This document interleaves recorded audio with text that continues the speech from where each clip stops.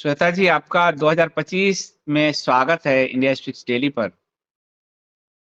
नमस्ते संदीप जी और नमस्ते आईएसटी के सभी श्रोता और पाठकगण, सभी मित्रों को मेरा नमस्ते और आप सबको अंग्रेजी नववर्ष की बहुत सारी शुभकामनाएं। एक तो आपका अभी वैवाहिक वर्षगांठ अभी-अभी 2-3 दिन पहले बीता है, उसके लिए आपको ढेर सारी शुभकामनाएँ, हम सभी इंडिया स्पीक्स धन्यवाद। डेली के दर्शकों की तरफ से। और आपकी बिटिया हवाई जहाज उड़ाने लगी, इसके लिए आपको ढेर सारी शुभकामनाएँ। धन्यवाद संदीप जी, बहुत बहुत धन्यवाद। ये सब आप लोग का आशीर्वाद, आप सब इतने इतने अच्छे अच्छे इतने प्यारे प्यारे विशेस देते हैं और कहीं ना कहीं प्रभु की कृपा इन सब से ही हो पा रहा है। आप सबका बहुत बहुत धन्यवाद, आपसे सही बात प्रोत्साहन है, सब मिलता कुछ परमात्मा ही कराते हैं और उन्हीं की कृपा है। तो ये परमात्मा की कृपा 25 में किन पर बरसने वाली है? ये 25 में क्या होगा? परमात्मा की कृपा होगी या फिर आसुरी कृपा कुछ ज़्यादा होने वाली है? संदीप जी 2025 तो एक्चुअली डेंजरस दिख रहा है। हम पहले कहते हुँ, थे तो लोग बोलते थे हम डराने वाली बातें कर रहे हैं, पुलिन जी और हम जब जितने भी ज्योतिषी कम्युनिटी के जो लोग हैं तो कहते थे नहीं ऐसे कुछ नहीं होने वाला, हमें डराने वाले काम कर रहे हो आप। और अब देखिए चाइना का आप बता रहे हैं अटैक हुआ है, हुँ। तो चाइना का वो अटैक हुआ है, उसका बड़ा अटैक हुआ कारण, है। जी वो उसका दिखा दो एक कारण बार अभी मिंटो। वर्तमान मैं जी, बता जी। सकती हूँ एक कारण। एक अभी जो हम शुरू करें भविष्यवाणी का सिलसिला, उसके पहले हम अभी वर्तमान में मंगल ग्रह जो है वो वक्री चल रहे हैं अपनी नीच राशि में, जो कि कर्क राशि में मंगल नीच के हो जाते हैं। तो मंगल कर्क राशि में अभी नीच चल रहे, मंगल होते हैं देह कारक, हमारा जो देह है और ये हमारी जो रक्त है उसको भी दर्शाते हैं। और मंगल के ऊपर राहु की दृष्टि पड़ रही है, तो राहु हो गया वायरस। तो हुँ, एक तो यही बड़े बड़ा डेंजरस अभी टाइम चल रहा है। मास कैजुअलिटी का जो इवेंट दिख रहा है ये वैसा दिख रहा है। और इसके साथ ही गुरु जो होते हैं, जो जीव कारक ग्रह है, वे भी अभी वक्री चल रहे हैं और इनके ऊपर भी केतु की दृष्टि पड़ रही है। केतु के साथ में केतु पर बृहस्पति, वक्री बृहस्पति की दृष्टि है और बृहस्पति की दृष्टि केतु पर एक एक साथ म्यूचुअली एस्पेक्टिंग ईच अदर है। तो कहीं ना कहीं ये भी एक बहुत ही चिंताजनक स्थिति बन रही है, क्योंकि जब कोविड शुरू हुआ था तब तब भी ऐसा ही कुछ योग बने थे। बृहस्पति जो थे उस समय केतु के मूल नक्षत्र से गोचर कर रहे थे, तो केतु और बृहस्पति का रोल वहां पे भी आया था जब कोविड की शुरुआत हुई थी 2019 में। तो वही चीज अभी भी हो रही है, इसीलिए ये घटना हुई है। ओहो! तो और ओवरऑल ये कहीं ना ये कहीं, तो हाँ, ये बहुत ये डेंजरस है तो अभी। दिख रहा है। अब ओवरऑल 25 कैसा रहेगा? मैं चाहता हूँ कि आप एक बार लोग समझें 25 को। और अभी 25 की शुरुआत में ही ये डरावने वाली घटना हो गई और भारत सरकार ने प्रिकॉशंस लिए हैं।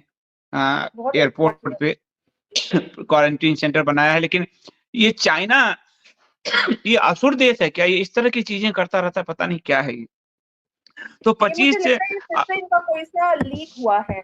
If I look at the chart China, ये कहीं पे फिर से, क्योंकि इतने सारे दुनिया भर का ये ठेके लेके रखते हैं, तो जो हुँ, इतनी हुँ। लैब्स बनी हुई हैं जिनको भी जो भी कुछ करना है टेस्ट करने के लिए पूरी फ्रीडम है।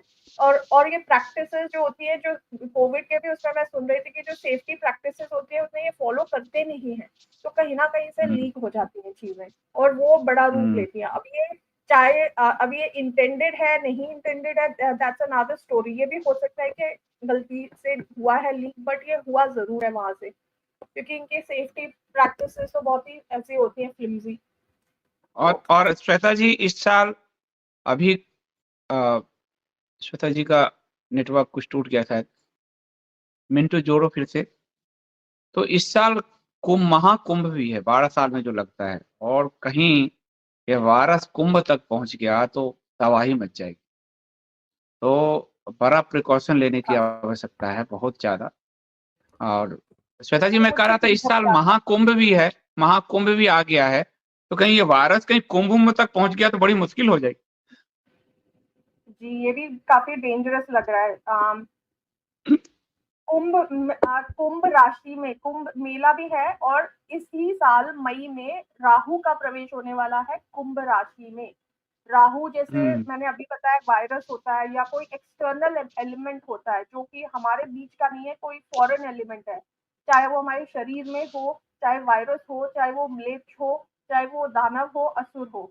तो राहु ये आप जो बोल रहे हैं ये बहुत बड़ी पॉसिबिलिटी है, क्योंकि भारत की कुंडली में जो मंगल है वो मीन राशि में स्थित है और मीन राशि के मंगल पे राहु की कुंभ राशि से दृष्टि फिर पड़ जाएगी। तो ये हो सकता है और बृहस्पति भी तुला राशि में, तो ये सारे एक त्रिकोण के उसमें फॉर्म होंगे and this is a very dangerous situation. मुझे नहीं लगता कि कुंभ में किसी को भी जाना एक अच्छा आइडिया है, तो मैं तो सबसे आग्रह करूंगी कि आप ना ही जाएं, घर से ही आप दर्शन कर लीजिए। ठीक बात है। और वैसे भी आपको बताऊं, कुंभ आम लोगों का है भी नहीं। किराया 1.25 लाख रुपए है, एक रात का किराया 18,000 रुपए है। और अगर आपका बच्चा साथ रहता है तो 23,000 रुपया एक एक रात का जो टेंट सिटी बनाया गया है। तो वैसे भी आम लोगों के लिए तो अब है ही नहीं, इतना महंगा हो गया है। लेकिन वहाँ इवेंट्स इतने ज्यादा हैं कि वो क्राउड वाला तो पोजीशन है ही। हालांकि शंकराचार्य जी ने एक बार कहा था कि प्रभु का संकेत है कि ना जाए वहां। हाँ, वही बात है। तो अच्छा है कि लोग भगवान को, और वैसे भी तीर्थ से देवताओं का ऐसे भी विलोप हो रहा है, तो भगवान को घर से ही आप वो कर लें। अब श्वेता जी का पीडीएफ जो है, उनका जो प्रेजेंटेशन है वो बहुत धांसू प्रेजेंटेशन है और एक एक चीज बताने वाला है। तो मैं कहूंगा कि मिंटू पीडीएफ जो है श्वेता जी का ऊपर ले ले, और फिर श्वेता जी जो है प्रेडिक्शंस जो है आरंभ करती हैं 2025 को लेकर। पहले भारत को लेकर ही श्वेता जी अगर हो जाए तो। जी, तो अभी भारत की जो अभी करंट दशा चल रही है वो चंद्र की महादशा में शुक्र की दशा चल रही है 12 मार्च इस साल तक के। इसके बाद में फिर चंद्र में सूर्य की दशा चलेगी 10 सितंबर 2025 तक और उसके बाद में शुरू हो रही है मंगल की महादशा 10 सितंबर से जो चलेगी 2032 तक के, जिसके बारे में मैं पहले कई बार जिक्र कर चुकी हूँ। तो दशा के सीक्वेंस के हिसाब से ये है भारत के लिए जो ओवरऑल मैं देख रही हूँ कि जो सिचुएशन है वो ये रहेगी कि जो बड़े बड़े जो गोचर हो रहे हैं इस साल, जो कि सबसे बड़ा तो है कि शनि का मीन राशि में प्रवेश, जो कि भारत के कुंडली में 11वें भाव में एकादश भाव में रहेगा। एकादश भाव होता है लाभ का भाव और पार्लियामेंट और उन सबका। तो कहीं ना कहीं सरकार की स्थिति बता रहा है, सरकार की स्थिति बहुत कमजोर हो जाने वाली है, लाभ पाने में नुकसान मतलब बहुत कठिनाइयां होंगी सरकार को। और इसके साथ ही राहु का जो गोचर है वो भारत के दशम भाव में होने वाला है, जो again is going to be very dangerous for the government and also Bharat की जनता के लिए। तो ये जो कुंभ मेले वाली बात आपने कही थी वो बिल्कुल इस चीज को का इशारा कर रही है। ठीक है, अब हम डिटेल में देखते हैं कि भारत का अगर हम भारत की कुंडली देखें तो प्रथम भाव देश की सामान्य प्रसन्नता और दशा को दर्शाता है। ये आने वाली घटनाओं का के आकार को दर्शाता है। बृहस्पति का मई तक लग्न में गोचर धर्म और ईश्वर में आस्था को दर्शा रहा है। व्यापार और वित्त फलेगा और फूलेगा। मई तक प्रथम भाव पर राहु केतु की दृष्टि देश में अशांति दिखा रही है। ध्रुवीकरण, बाहरी युद्ध जैसी स्थिति, प्राकृतिक आपदाएं, बीमारियां, सांप्रदायिक तनाव, सरकार की सामान्य कामकाज में व्यवधान हो सकते हैं, अपराध बढ़ सकते हैं, हत्या, महिला शोषण, घोटाले, ये सब चीजें हो सकती हैं। देश विरोधी गतिविधियां भी बढ़ सकती हैं, जैसे डीप स्टेट के एजेंडे लागू हो सकते हैं क्योंकि राहु लग्न में है और वर्तमान में केतु कन्या राशि में पंचम भाव में है गोचर में। तो देश विरोधी गतिविधियां बढ़ सकती हैं, बड़े पैमाने पर त्रासदियां और बाहरी प्रभाव देश को चला सकते हैं। मार्च से शनि का 11वें भाव में मीन राशि में प्रवेश करेंगे, जिससे देश में परेशानी, असंतोष और काम में कम ध्यान लगेगा लोगों का और बीमारियां बढ़ सकती हैं। देखिए ये तो मैंने बीमारियां हो पिछले हफ्ते मैंने किया था और आज देखिए आप बता रही है हो रहा है। और चाइना का ये अभी 3 तारीख का, यानी 1-2 तारीख से आपने जो ये बताया है पिछले हफ्ते, और वो साफ दिख रहा है। तो और जो आपने बताया कि कोरोना के समय भी ये स्थिति बन रही थी, तो भारत की जनता को सावधान रहने की ज़रूरत है। भीड़ पे कम जाए, भीड़-भाड़ जब वाले जगह पे कम जाए भारतीय जनता। एक बृहस्पति और केतु की एक बहुत अच्छी बात ये भी है, जहाँ ये हाँ, जीवों को परेशानी दे सकती है, इसका तोड़ धर्म है, क्योंकि बृहस्पति और केतु दोनों मिलाकर के मोक्ष कारक ग्रह बनते हैं। तो ये यदि हम प्रभु के भक्ति में, सत्संग में, भले ऑनलाइन हो, आप ऐसे नहीं मिले, और उनके अनुष्ठानों में, भक्ति पूजा में लगे रहे, नाम जप में लगे रहे, तो यही उसका तोड़ भी है। आप बचे रहेंगे, क्योंकि बृहस्पति केतु एक बहुत ही आध्यात्मिक योग भी है। भगवान में तो मैं आस्था तो मंगल रामायण का सत्संग कर रहा हूँ, उसमें लोग हमारे आईएसडी के लोग सब बचे रहेंगे सब।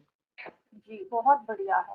इसको मत्स्य योग कहा जाता है नाड़ी में। यदि ये वाटरी साइन में, जलीय राशि में होता है। इस समय तो ये जलीय राशि में नहीं हो रहा है, इस समय ये पृथ्वी तत्व की राशि में हो रहा है, पर वैसे भी ये बहुत ही धार्मिक योग है, तो धर्म ही इसका काट है। ठीक है, अब हम देखते हैं द्वितीय भाव। द्वितीय भाव किसी देश की आर्थिक स्थिति, विदेश भंडार, धन भाव को दर्शाता है।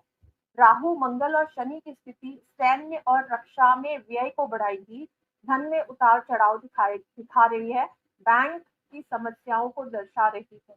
अधिक व्यय और कम बचत, मतलब एक्सपेंसेस ज्यादा होंगे और सेविंग्स कम होंगी देश की, और इवन नागरिकों की एट द पर्सनल लेवल।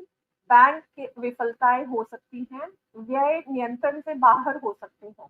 व्यापार का प्रतिकूल संतुलन और राजस्व की हानि देखी जा सकती है। शेयर बाजार में मंदी और दिवालिया होने की स्थिति भी देखने को मिल सकती है। देश की आर्थिक स्थिति और खराब होगी इस साल, क्योंकि यहाँ ओहो! पर राहु आ रहा है, जहाँ नंबर 11 है, और यहाँ से राहु मंगल पे दृष्टि डालेगा, नवम दृष्टि। राहु हुँ। मंगल पे नवम दृष्टि डालेगा, तो ये भी दिख रहा है कि सीधे सीधे ये धर्म की हानि भी करेगा, कि नवम भाव से दृष्टि डाल रहा है। किसके धार्मिक धन की हानि करेगा? धन या धर्म की? दोनों की हानि करेगा, धर्म की, क्योंकि नवम जो होता है वो जब राहु की जहाँ पे नवम दृष्टि पड़ रही है वो मंगल है, तो वहां पे कहीं ना कहीं एक अंगारक योग टाइप की स्थिति बन रही है। मतलब धर्म को लेके इस साल काफी खींचातानी होगी और लड़ाई झगड़े देखे जा सकते हैं। ये तो इंटरनल जो है स्थिति, गृह युद्ध जैसी स्थिति जैसी कुछ हो सकती है। एग्जैक्टली। अच्छा, अब हम देख रहे हैं तृतीय भाव। तीसरा भाव देश का पराक्रम, देश के पराक्रम का, पौरुष का भाव होता है। यह डाक, कोरियर, टेलीफोन, मोबाइल संचार, मीडिया संचार, पड़ोसी, पुस्तकें, रेलवे, यातायात, सोशल मीडिया, टीवी, लेखकों, संपादकों, नीतियों, सीमा संघर्ष से संबंधित होता है। बॉर्डर डिस्प्यूट जो होते हैं ना, बॉर्डर होता है, दिखाता है ये। सशस्त्र बल और सेना सीमाओं की रक्षा करने में इस साल व्यस्त होने वाले हैं।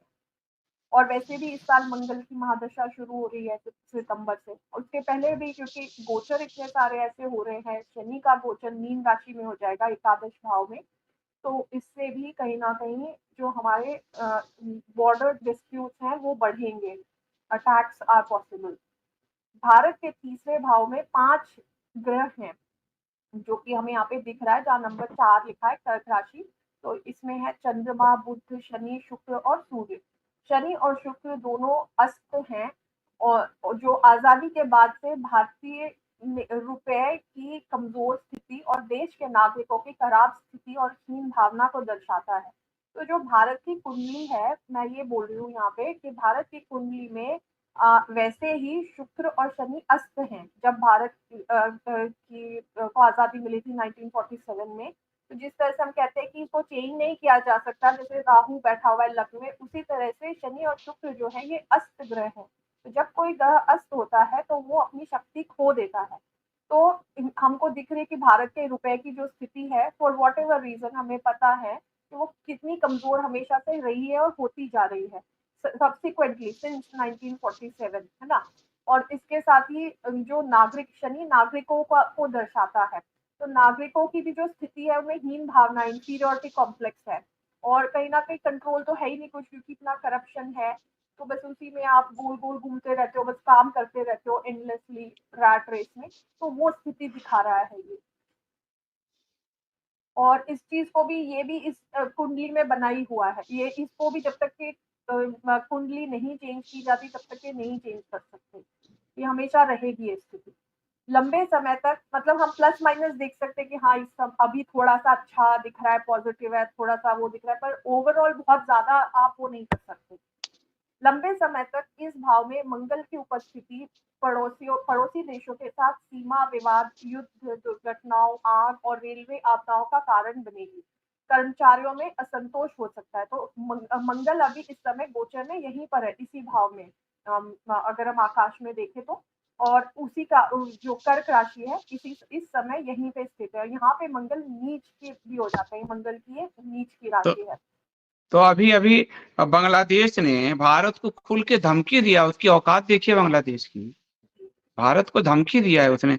ये जो आप कह रहे हैं कि अभी भी स्थिति है और सीमा विवाद है, तो वो तो दिख रहा है पूरा, धमकी दिया है उसने। लंबे समय तक इस भाव में मंगल की उपस्थिति पड़ोसी देशों और ये नीचता भी दिखाता है क्योंकि मंगल यहाँ पे है, नीच की राशि है मंगल की, तो वो भी है। इस अवधि में राजनीतिक नेताओं, लेखकों, कलाकारों और मशहूर हस्तियों जैसे उल्लेखनीय लोगों की मृत्यु देखी जा सकती है। रेलवे में अपराध भी देखा जा सकता है। सरकार डीप स्टेट के एजेंडे के हाथों मोहरा होगी इस समय। पड़ोसी ये देशों तो से हिंदू धार्मिक मूल्यों पड़ोसी देशों से हिंदू धार्मिक मूल्यों और शास्त्रों को टारगेट करने के लिए गलत सूचना का अभियान चलाया जाएगा, मिस इन्फॉर्मेशन कैंपेन। इसके बारे में मैं एक बार बता चुकी हूँ। तो जब मैंने बताया था कि जब राहु जो है वो यहाँ पे आएंगे कुंभ राशि में, then it will happen that time. तो वो वही होता हुआ दिखेगा। मीडिया और एंटरटेनमेंट इंडस्ट्री इस साल नकारात्मक भूमिका निभा सकती है। इंटरनेट पर नए साइबर घोटाले भी हो सकते हैं और किसान आंदोलन जो है वो जारी रहेगा क्योंकि मंगल कहीं ना कहीं किसान का भी द्योतक है। तो इंटरनेट वाली बात आपकी सही है अभी, क्योंकि इंटरनेट पे अब सरकार जो है वो लोगों को जागरूक करने के लिए कॉलर ट्यून भी दे रही है। साइबर अटैक हो रहे हैं और डिजिटल अरेस्ट की घटनाएं बढ़ गई है बहुत ज्यादा। मुझ पे भी अटैक हुआ था डिजिटल अरेस्ट का, वो एक दिन मैं जारी करूंगा। तो डिजिटल अरेस्ट यानी किसी भी तरीके से लोगों की बैंक में जमा संपत्ति लूटने का अभियान नया शुरू हुआ है। तो सरकार ने प्रिकॉशन लेते हुए सबके मोबाइल पे आप देखेंगे कॉलर ट्यून चलवा दिया है कि कुछ भी ऐसा हो तो आप ये सूचना दें, इस पे ना फंसे। कोई इनकम टैक्स की तरफ से फोन कर रहा है, कोई आपको ड्रग्स की तरफ से फोन कर रहा है, कोई पुलिस बनकर फोन कर रहा है। यानी ये रिफ्लेक्शन हो रहा है जो आप कह रही हैं और अभी। कहीं पे भी कोई मैसेज आए कि आप ओटीपी दीजिए, किसी को ओटीपी देने की जरूरत नहीं है। वो इस तरह से भी हो सकता है कि किसी आपके जान पहचान वाले के आवाज में आपको लगेगा ये वही बोल रहे हैं, बट यही है एक एआई का नकारात्मक पहलू के ये उनकी आवाज निकाल के वो कर रहे हैं। तो जब जैसे ही कुछ हो आप कंफर्म करके उन जिनका नाम लिया जा रहा है उनसे पहले आप बोलिए, हम कंफर्म करके बताएंगे क्या आपने ऐसा फोन किया था, ये मांगा था। वो आपको बता देंगे हमने ओटीपी मांगा था या नहीं मांगा था, उसके बाद आप कीजिए। एक 2 स्टेप वेरिफिकेशन लगाइए सब चीज में। किसी पे विश्वास करने की आवश्यकता नहीं है ऑन द फोन या कंप्यूटर पे। इसके साथ ही यदि कोई लिंक आती है तो उस पर भी प्रेस नहीं करना है आपको, क्योंकि वो लिंक आपको कोई कहीं कहीं ले जाएगी और आपके फोन का लैपटॉप का कंट्रोल ले लेगी। तो ये भी आपको नहीं करना है, सीधे स्पैम रिपोर्ट कर दीजिए। मैंने एक्चुअली अपने प्रोजेक्ट मैनेजमेंट के करियर में कुछ साल मैंने साइबर सिक्योरिटी में भी प्रोजेक्ट्स कुछ डिलीवर किए थे, तो उसमें वहां से मैंने ये सब कुछ सीखा था थोड़ा। मुझे भी आते हैं इस तरह के। और कोई पासवर्ड मांगे तो बिल्कुल भी नहीं देना है, नो पासवर्ड नो ओटीपी, किसी को नहीं देना है।